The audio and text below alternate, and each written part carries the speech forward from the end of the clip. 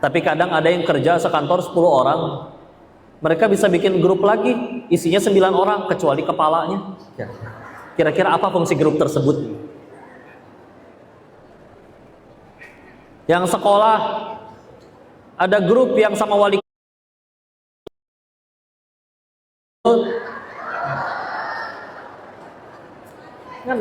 Jangan heran, karena guru kalian juga begitu. Ada grup yang isinya guru dan kepala sekolah, mereka bikin grup lagi yang tidak ada kepala sekolahnya.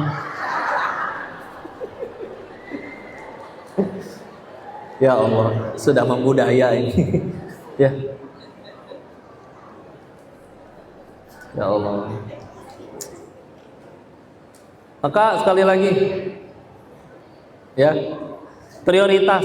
Pas yang dibalas dari si abang ojek, karena kita lagi memprioritaskan si mamang ojek nunggu dijemput. Mana kalau kalian WA laki-laki nggak dibalas, sedih, bilangnya dia sibuk. Maaf, dia bukan sibuk, cuman kamu belum jadi prioritas dia aja.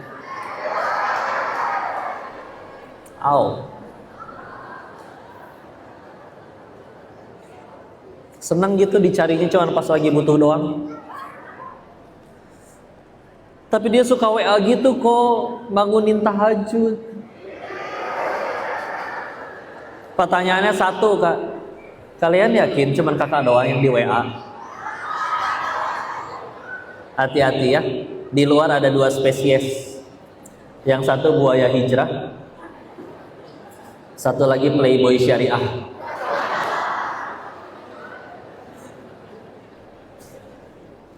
Gimana suara kucing? Suara kambing? Suara bebek?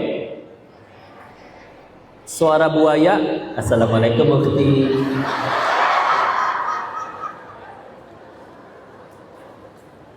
Masih ada malam bagi kita untuk bertahajud. Aku WA kamu ada yang marah nggak? Walah. Pan antum tahu ana jelas-jelas istri orang. Ya Allah, astagfirullah. Kata Allah di surat 4 An-Nisa ayat 76. Inna kaida syaitoni kana do'ifa. Sesungguhnya tipu daya syaitan itu lemah. Kapan jadi kuat? Kalau diladenin. Jadi jangan diladenin. Yang udah nikah juga hati-hati, kesel sama suami, pergi reunian, ketemu mantan. Tengah malam ada WA misterius yang santun. Assalamualaikum Mufti. Jangan diladenin. Kalau diladenin repot. Udah tahajud belum? Dibales. Iya nih bang, aku juga lagi ruku.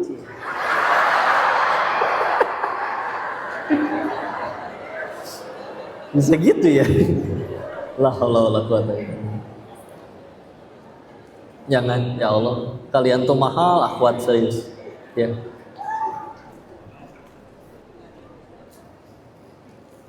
Jangan diladenin, blok langsung. Apa gak jawaban orang yang selingkuh apa sih? Tahu nggak? Perasaan ini sudah terlalu dalam kok.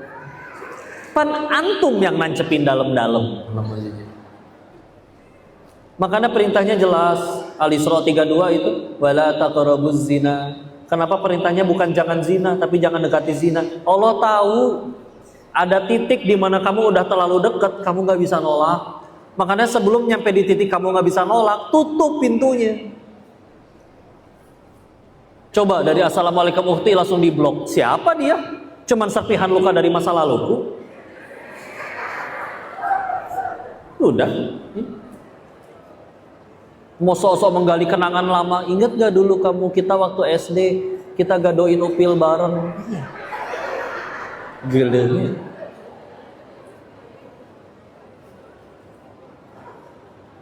Mahal, akhwat, kalian tuh mahal.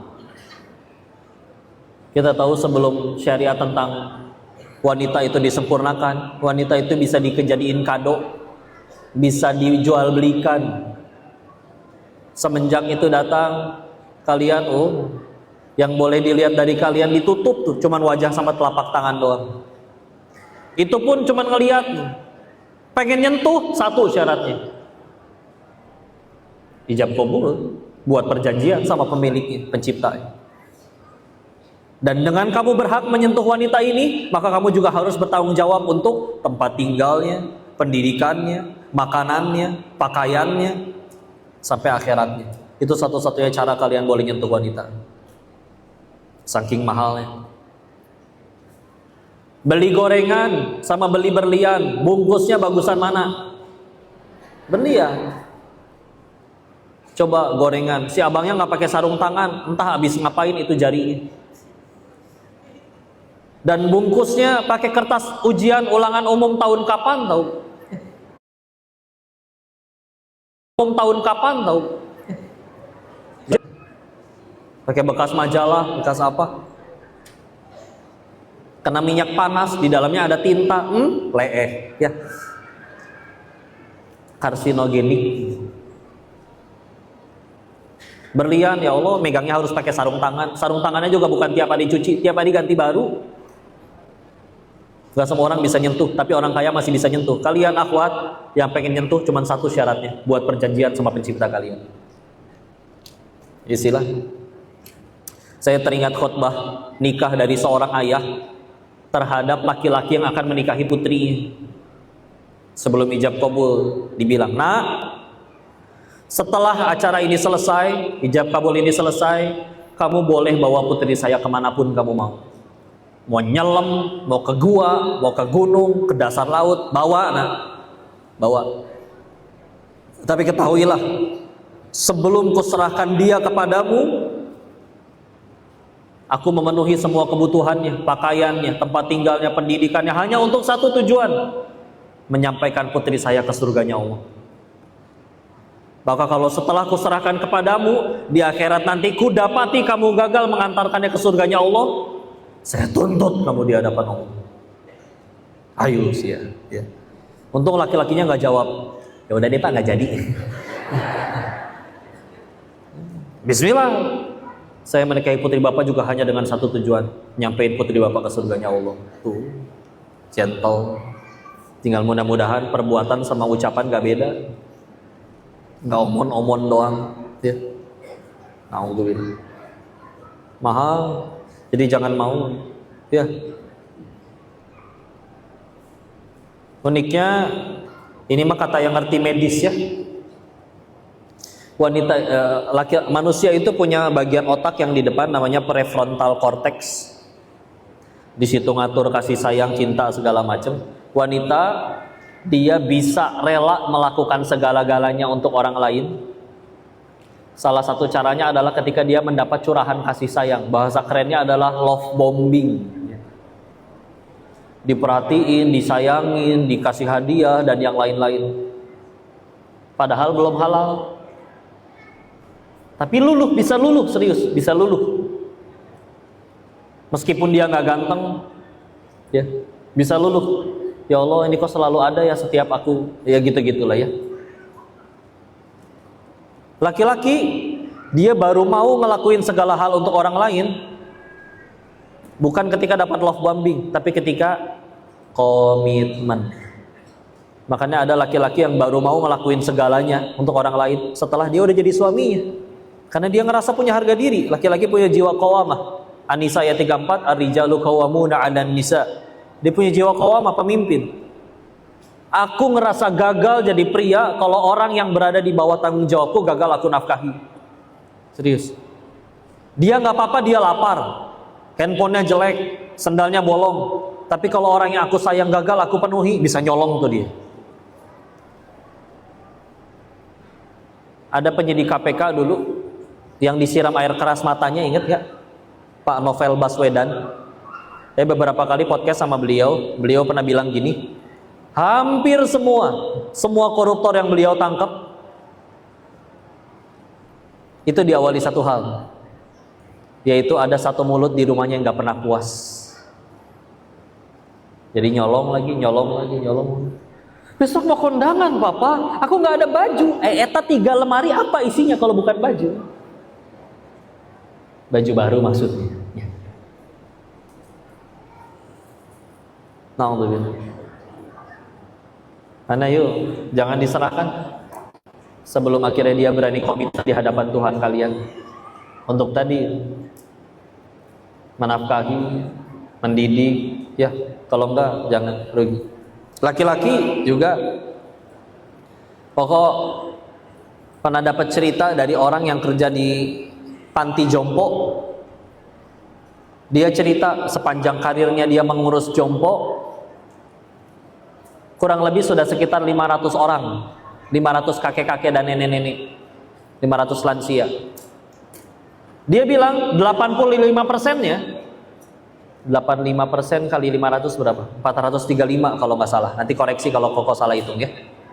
435 dari 500 lansia itu laki-laki, Pak. Kenapa? Kata beliau gini, mereka semua mudanya bandel, jajan, selingkuh, punten ya. Antum udah nggak ganteng lagi, tidak seperti dulu muda lagi gagah-gagahnya, perut udah nyaingin ibu hamil. Tahu-tahu ada cewek muda naksir sama antum, kan pertanyaan kalau mau jujur, emang antum sonjongki? Ya, maka jelas dia ada maunya. Padahal antum bisa sukses itu hasil doa istri kalian, bisa jadi. Terus tahu-tahu ditinggalin dengan yang baru itu, naudzubillah. Dan mudah bagi Allah mengambil itu semua. Terus gimana? Ketika udah jatuh pengen balik lagi ke istri, sakit. Gak semuanya seperti Asia mau tetap dampingin Firaun. Balik ke anak-anaknya, sakit hati, mama saya digituin dulu sama kamu. Akhirnya itulah yang bikin kebanyakan lansia yang gak keurus laki-laki. Ya. Kan yuk adu, kan katanya perempuan mah perasa, laki-laki mah logika, logis. Sini adu logika, yuk mikir ya. Kamu zina nih, selingkuh nanti. Udah sukses kaya nih, terus punya simpanan, punya ani-ani, masih muda gitu. Ya. Enaknya berapa menit sih jujur? Kejadiannya mah sebentar, banyakan iklannya. Jajanin dulu, nggak dijajanin mana mau dia. Transfer dulu, beliin ini dulu. Kejadiannya paling 15 menit, letoy.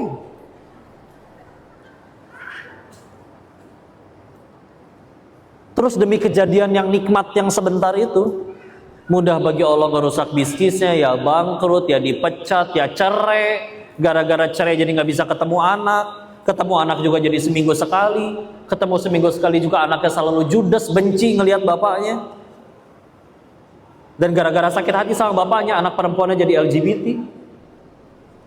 Coba, hanya demi nikmat yang berapa belas menit itu, efek sampingnya sampai bertahun-tahun kayak gitu, worth it? Logis nggak? Coba. Karena ya Allah, pikir panjang betul-betul.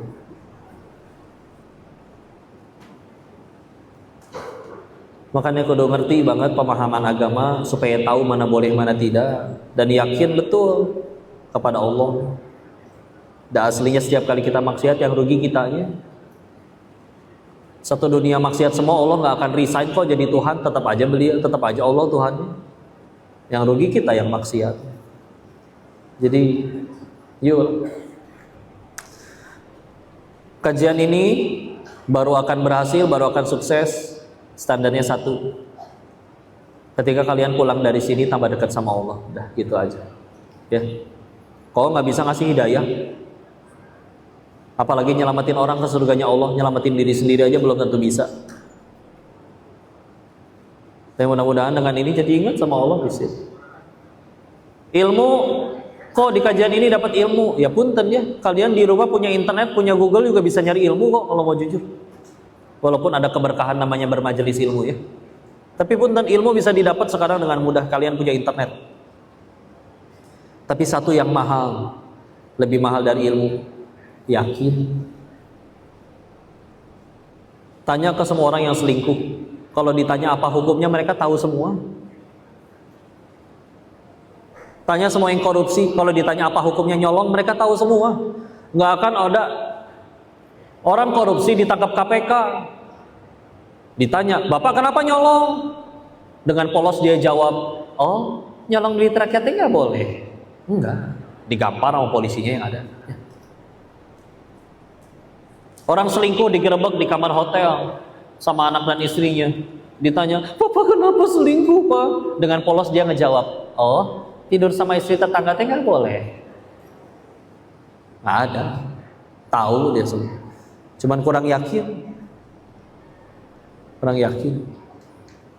Dan yakin itu mahal. Perhatikan, waktu Nabi Ibrahim alaihissalam harus masuk ke dalam kobaran api, beliau masuk ke dalam kobaran api karena apa? Karena nggak tahu itu api gitu. Apa ya itu nyala-nyala, masuk seru? Enggak.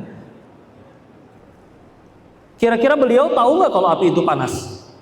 Tahu. Yakin nggak api bisa ngebakar? Yakin. Tapi daripada yakin api itu panas, beliau lebih yakin 3 hal. 1, kalau kata Allah saya harus mati, nggak usah pakai api juga bisa mati. 2, kalau kata Allah saya tidak akan mati, mau api, mau meteor, mau tsunami, mau gempa bumi, mau gunung meletus, jangankan mati, Allah tidak beri izin, sehelai rambut pun nggak akan jatuh. 3, kalau saya udah lakuin itu untuk Allah, tetap mati, pasti Allah ganti dengan sesuatu yang jauh lebih baik. Maka beliau lebih yakin 3 hal itu daripada yakin api itu panas. Maka bismillah, hasbunallahu wa ni'mal wakil, ni'mal maula wa ni'man nasir. Allah jadikan api dingin untuk beliau. Gitu. Tadi udah ada yang ngasih sinyal udahan katanya. Ya, kita lanjut dulu ke sesi selanjutnya. Nanti ada ngobrol ya, tanya jawab, diskusi, curhat, atau terserah sih apa aja. Atau dikoreksi barangkali saya ada salah menyampaikan ya. Tapi awalannya begitu dulu. Mudah-mudahan bikin kita tambah banyak dengan Allah. Saya kembalikan lagi dulu ke Ustaz. Pada Ustaz. Alhamdulillah, jazakallahu khairan jazaa kepada Ustaz kita. Suaranya kedengaran jelas dari tadi. Biasa penyampaian beliau yang membuat hati sejuk dan kemudian kita mulai tersadar yang disebutkan sebagai muhasabah. Semoga senantiasa sampailah itu dia ke dalam kehidupan kita bisa jadi lebih baik ke depannya. Amin ya rabbal alamin. Alhamdulillah. Ini adalah sesi tanya jawab. Ini pakai apa, tanja namanya, baju dari Pekanbaru. Bagus nggak? Iya, doain ya. Muhammad masih dirawat, kena campak, lagi merah-merah semua itu badannya. Tapi qadarullah ini sudah terjadwal, kok harus berangkat. Iya, baju adat. Alhamdulillah. Damang, alhamdulillah. Ya, doain Muhammad ya, dan mudah-mudahan Ibrahimnya nggak ketularan. Yang semoga nanti ada sempat waktunya dan yang terpilih. Ini mic-nya Holy Land. Bagus ini Holy Land, enak. Ini bisa dijepit, bisa magnet. Iya, khas Riau ini kan ada. Bagus nggak? Ini kena campak. Jawab yang di sini dulu ya. Waalaikumsalam warahmatullahi wabarakatuh. Tanya jawab dulu yang di sini. Silakan.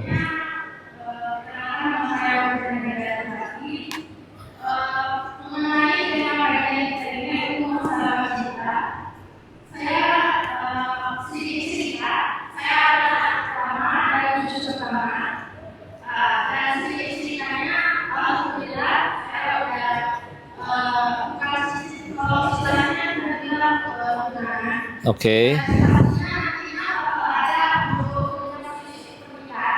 Ya.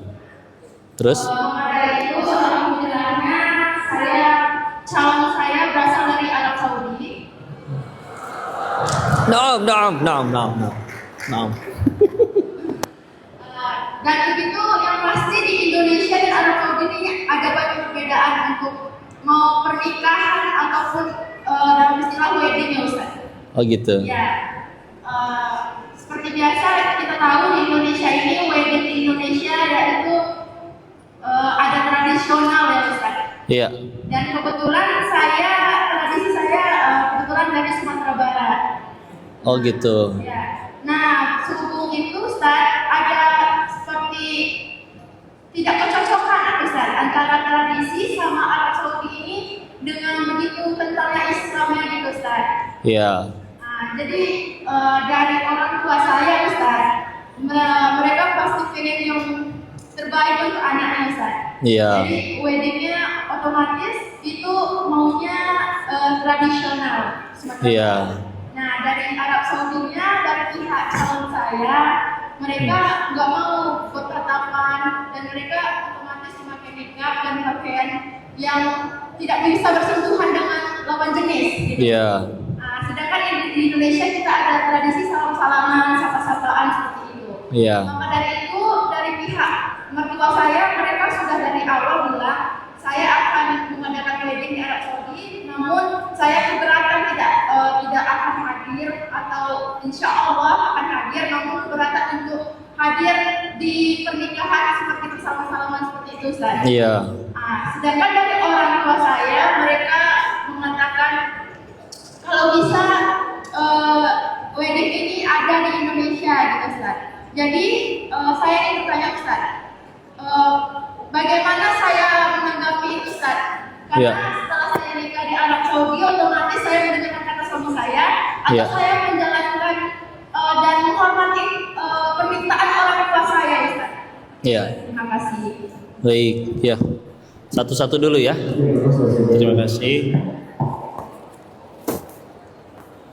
Ya, ketika akhirnya ada perbedaan seperti itu, itulah fungsinya syariat ya.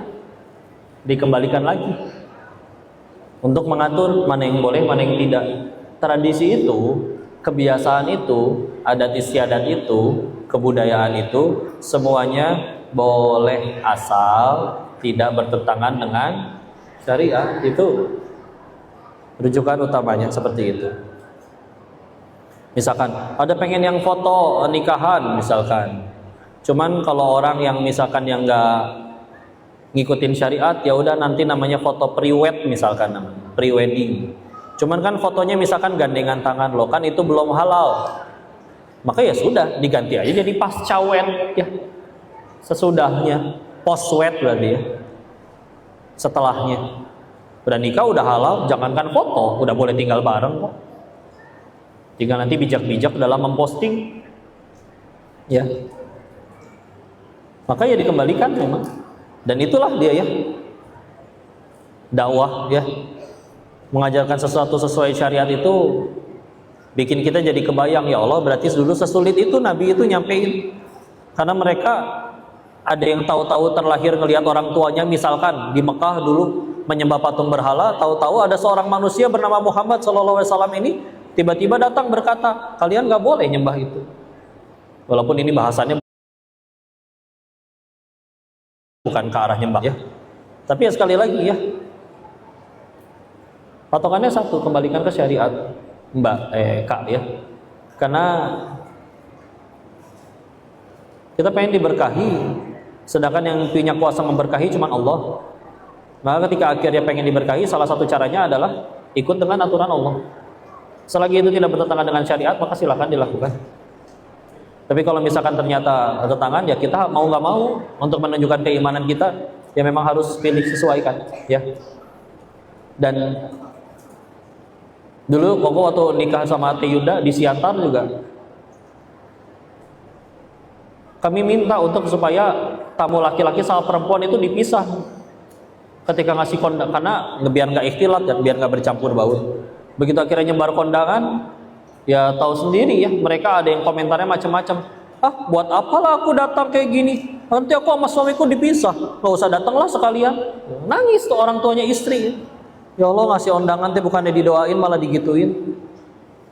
Tapi ya gimana? Ya bismillah. Aku nggak mau, kami nggak mau pernikahan ini malah jadi, mohon maaf, sesuatu yang Allah nggak suka. Ya. Tapi ya sudah, bismillah, kita jangan bisa ikhtiar, sujud aja dibanyakin, Allah juga yang gerakin hati mereka. Yang pada bilang kayak gitu datang-datang juga tuh ujung-ujungnya. Oh, qadarullah sekarang episode kayak gini, yang dulu nggak mau datang malah minta ketemu, foto katanya. Ya udah, selama cuma bisa nurut sama Allah dan tidak akan rugi orang yang berkorban sesuatu apapun untuk Tuhannya. Maka silakan sama-sama dilihat lagi aturannya di dalam Islam itu seperti apa. Selagi tidak bertentangan adat istiadat atau tradisi tersebut, maka silakan dilakukan. Tapi selagi bertentangan, aslinya kita juga tahu ya apa yang harusnya kita lakukan ya. Dan gimana? Nggak mungkin kita maksain, nggak mungkin juga kita bisa mengubah hati orang. Kalau mereka sudah istilahnya bersikeras ya, kekeh bahasa Jawa Barat ya. Dan sekali lagi pada akhirnya yang paling penting ketika nanti kalian jalani rumah tangganya, kalian bahagia atau enggak, sakinah mawaddah warahmah, dianugerahi keturunan yang soleh-soleha. Ketika itu akhirnya bisa kalian dapat, bismillah ya. Mudah-mudahan Allah tetap ridho, dan mudah-mudahan sekali lagi Allah berikan kita kekuatan untuk jalanin yang sesuai yang Allah suka, dan semuanya bisa sepakat lah. Toh hatinya mereka yang genggam juga Allah juga. Semoga Allah mudahkan ya. Sampai hari kapan rencananya? Hah? Desember. Lancar ya istilah ya. Barakallahu laka wa baraka alaika wa jama'a bainakum fi khair. Masyaallah, luar biasa. Jadi ya segala adalah apa yang aku ya. Iya. Kalau mendengar ini tetap aturan Allah yang kita lalui. Iya, Yang kita dilanggar ada sejarahnya, jangan laksanakan. Lalu kembali lagi masing-masing keputusan ada dia yang dijalankan. Semoga Allah mudahkan kita dalam lain. Kali ini teman-teman semua kita akan mendengarkan program dari tim kepada SBU untuk menyampaikan program yang saya sampaikan di awal tadi, bahwa ada buku yang akan diberikan pada para donatur yang memberikan bantu kepada pembebasan lahan dan pembangunan masjid yang mungkin belum dijelaskan pembebasan lahan dan masjidnya seperti apa ya Pak? Boleh Kak Nadia sebenarnya yang di depan ini.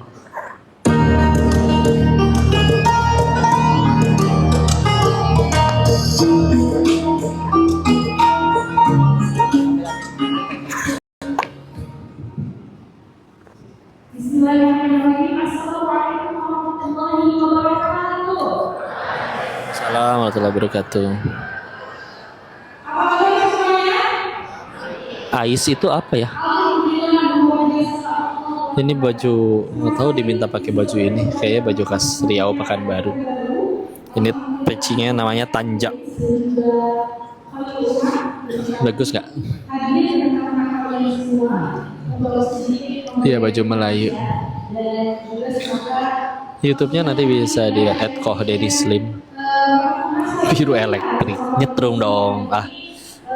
Sayangnya lagi di Pekanbaru, besok kok ke Bengkalis. Oh, Abdurrahman Islamic School, betul. Iya. Pekanbaru di Gedung Susiani Tabrani namanya. Siapa yang nyimak dari awal ikut ngaji? Waktu itu udah pernah nyebrang ke Bangkalis, diundang Bu Kasmarni. Sekarang masih Bu Kasmarni nggak bupatinya? Batam, mudah-mudahan bisa ke Batam lagi. Taipei, Taiwan juga.